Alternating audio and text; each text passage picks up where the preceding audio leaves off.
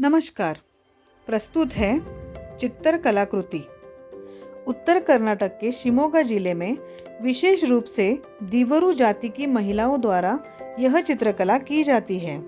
स्थानीय गांव के कच्चे घरों में फर्श और दीवारों पर इस कला को बड़ी ही सुंदरता से बनाया जाता है। विशेष रूप से विवाह और अन्य पारंपरिक अवसरों पर कुछ विशेष नमूनों को भी बनाया जाता है।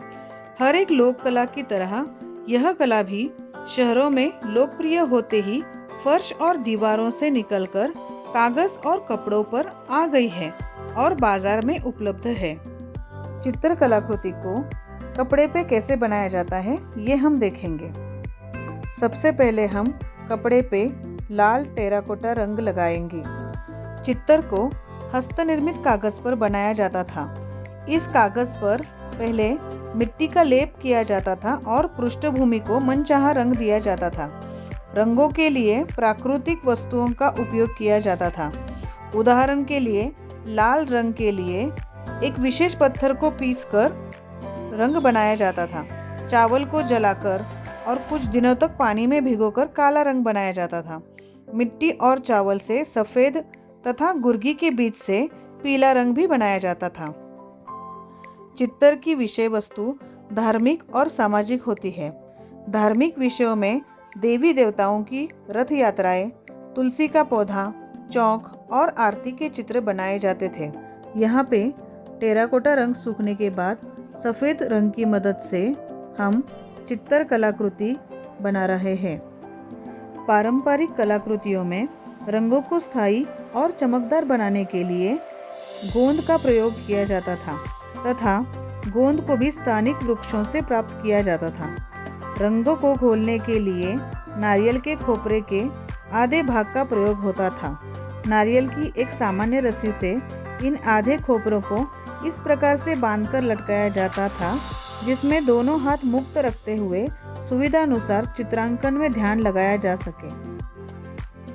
सामाजिक विषयों में फसल सबसे प्रमुख है।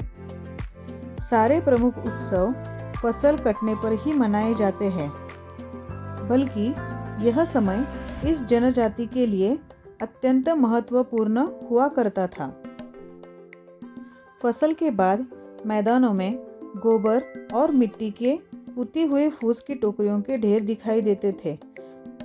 टोकरियाँ पिसे हुए चावल के गीले मिश्रण से बनाए गए चित्तर से सजी होती थी। इन्हें अच्छी फसल का प्रतीक समझा जाता था। इसी प्रकार चित्तर न केवल एक लोक कला है बल्कि अपने आप में ही एक चित्र उत्सव भी है। प्राचीन अभिलेखों से ज्ञात होता है कि हमारे पूर्वज भूमि और दीवारों को प्राकृतिक रंगों से चित्रित करने में विश्वास रखते थे। सौंदर्य संरचना की यह परंपरा अनेक भारतीय जनजातियों और ग्रामीण जातियों में आज भी जारी है। चित्तर कलाकृति को कन्नड़ा में हसे चित्तारा भी कहा जाता है। ज़्यादातर इस कलाकृति को सीधी पतली रेखाओं से बनाया जाता है। यहाँ पे हम मध्यम गोलाकार ब्रश की मदद से हम इस कलाकृति को पूर्ण कर रहे हैं। रेखाएं अत्यंत साधारण तरीके से बना रहे हैं ताकि इस कलाकृति को पारंपरिक कलाकृति जैसा रूप आ सके। भारत की समृद्ध कला परंपरा में लोक कलाओं का गहरा रंग है। कश्मीर से कन्याकुमारी तक इस कला की अमर बेल फैली हुई है। कला दीर्घा के इस स्तंभ में हम आपको लोक कला के विभिन्न रूपों की जानकारी देते हैं। इसी तरह से इस कलाकृति को विभिन्न आकारों का इस्तेमाल करके बनाया जाता है। उत्सव के अनुसार अलग अलग चित्रों का इस्तेमाल करके इस कलाकृति का सौंदर्य बढ़ाया जाता है।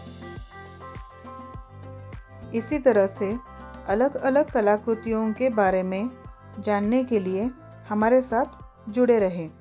धन्यवाद।